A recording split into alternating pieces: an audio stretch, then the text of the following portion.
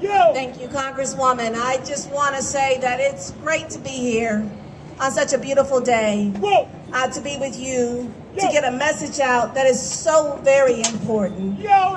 We have so much on the line. And Dr. King, he fought for all people. And I was listening to the news the other day, and someone from Congress was saying we should be glad that change has come because we have had one black president. And we've had one black vice president. And we've had a couple of people in the Senate. It's not enough. We are not settling or saying that we're happy with that. Dr. King was a great example. He led by example. And we have to carry the message and continue to beat that drum for change and beat that filibuster to death. Right on out, and to make sure that we update our voter rights bills so that we can have representation that reflects the people. So let's get on the phone, let's write the letters, let's send the emails, let's get on social media, because the time has never been greater than now to send a clear message that we won't stop until we get the results that we deserve as the people. Thank you, Congresswoman. Former HCC chair, HCC vice chair and HCC member of the Board of Trustees, former member of the Houston City Council, and former member of the Houston HISD School Board. Hey, this is what I want to say. Today is MLK Day. My name is Jolanda Jones. Today is MLK Day. In 1957, MLK was fighting for a Voting Rights Act. It didn't get passed till 1964. And it was renewed every time it was supposed to be renewed until now. So the truth of the matter is, we are fighting in 2022 like we were fighting, like Dr. King was fighting in 1957. And as we look at history and we see Dr. King speaking to people, asking them to boycott for the union workers and stuff, the question is, would we have done what Dr. King did back there?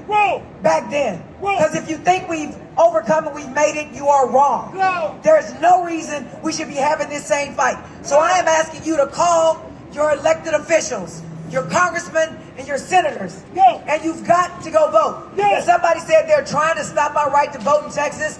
With what Chris did, the Republican legislature stopped what he was doing and made it more difficult to vote. So the question is, if you want to know when Dr. King was back there, if you would be there, the question is, are you doing it now in 2022? My name is Jolanda Jones, and we need you to fight with us for your kids and your grandkids. Thank you very much. Danielle Best. Righteous troublemaker, yo black mama, yo full time. Hello, I am Danielle Keys Best, and I stand here as Martin Luther King's dream. I stand here as my ancestors' dream. They were pushed back by fire hoses. They were bitten by dogs. And I understand the sacrifice of their lives that was laid down for me to stand here, for us to stand here. As his dream, I will make sure that it is a dream that is not deferred. It will continue for us. It will continue for our children. And we will forever stand and we will forever fight for our civic duty and our right to vote.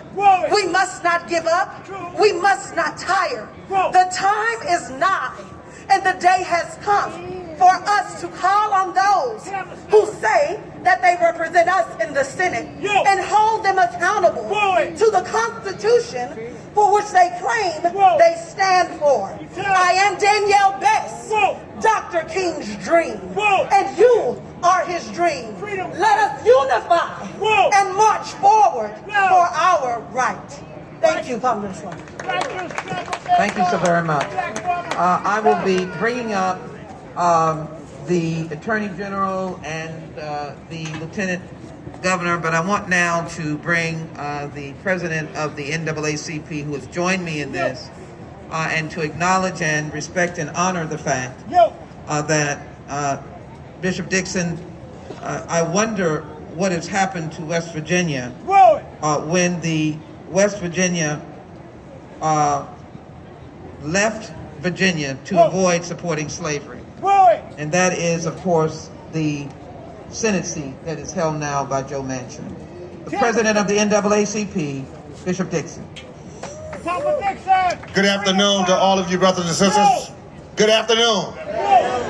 All you brothers and sisters, for we are one family with one future. I am honored to stand here. I say we're one family with one future.